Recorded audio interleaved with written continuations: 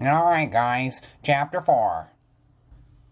Stop it, Leo, George said, spinning around on his computer chair. You're supposed to be helping with our presentation. I'm doing research, I said. Yeah, right.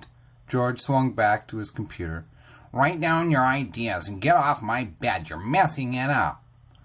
Sometimes I forget what I was supposed to be doing and be battling a new gladiator, swept away by the roaring crowd. If I wasn't doing that on Clarendon Road, I'd be at George's house, and he would help us do our homework. He did most of it. George liked books and words. They were his favorite things. George, what? How come things from the past are so deep under the earth? I mean, where did all the stuff on top of the ancient ruins come from? The Romans left a ragged flint wall here, in our town, straight as an arrow along the back of the recreation field, which you can still see. They left pots and coins and buckles and pins in the earth, which we stared at when Mr. Patterson, our teacher, took us on a field trip to the museum. We stared at the artifacts, and I imagined all the people who might have owned them, wondering about what they were like and what their stories were. Were some of them gladiators like me? I don't know, George said. It's erosion or compost or something. I opened his book on Romans to find something interesting. I looked at the pictures and caption boxes and read one out. Romans invented amphitheaters and arches and realistic-looking statues. Socks. That's what it says, socks and baths. And a law that we still have today which says you're innocent until proven guilty. Although if you're proven guilty, you know you're guilty even if nobody proves it, George said. There was also a man called... I passed the book to George because it was one of those words that looked impossible to say. Ptolemy, he pronounced. Ptolemy. It's silent P. Oh, right. Anyway, he mapped the stars and joined the dots and named them after a whole mysterious collection of mythical beasts and animals and gods and heroes. I think I would have liked him, George. I had posters of the universe and everything, and it stuck up in my bedroom. You can get posters inside Dad's newspaper every Sunday for free until they covered your ceiling. I put my gladiator helmet on and saluted to the sky out the window, to the audience of the stars. I thumped my arm on my chest. I will return, I said, and I punched my imaginary sword into the air just to hear the men and gods and monsters cheer. Leo, George said, the helmet's good, but do I have to do everything else myself? All right, Grumpy, I said. I fell back on his bed and crossed out my 3 lines of notes and tried to write them again. Something weird happens between your imagination and your pencil. I tried really hard, I really did, to describe what it was like to be a gladiator. It all felt real and bold and brilliant inside my helmet and when I was on Clarendon Road with a cosmic crowd to cheer me on, but it was dull and lifeless on paper.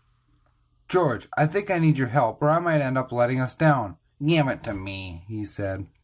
He typoed out some of the information from his book. George had enough words for both of us. He printed out a few pages and handed me 2 sheets.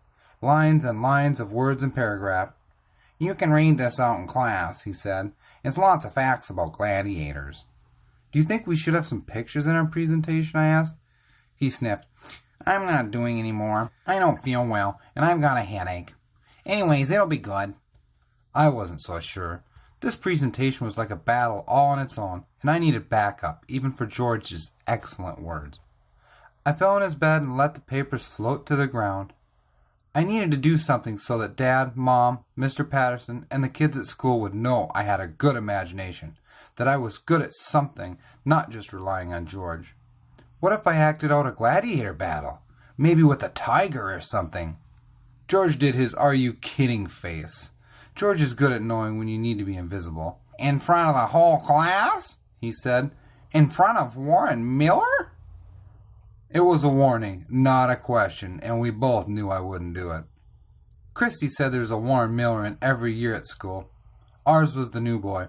He walked into our class in September with his chin in the air like he was looking way ahead of us. Some people just have it. Whatever it is. Everyone tried to impress him until he gave them a soft punch in the arm and sealed their popularity fate. Or not. Warren ignored me and George. Everybody usually ignored me and George. Except Beatrix Jones. But then she's kind of unusual. George and me sat together at class, at the far side of the desk in the middle row. It's like a blind spot, which is good for not answering too many questions, but bad if you want to get noticed for something. Just once, maybe. Anyway, we won't need any of that, George said. You've got your helmet, and I've made this. From under his desk, he pulled out a cutout and build-your-own amphitheater made from white cardstock. Nobody else will have anything like this. What do you think? George has a different sort of imagination from me. I didn't say what I was thinking, that perhaps he should have colored it before he built it, or drawn people in it. Impressive, I said, because he isn't usually good at artsy things, and because he's my best friend.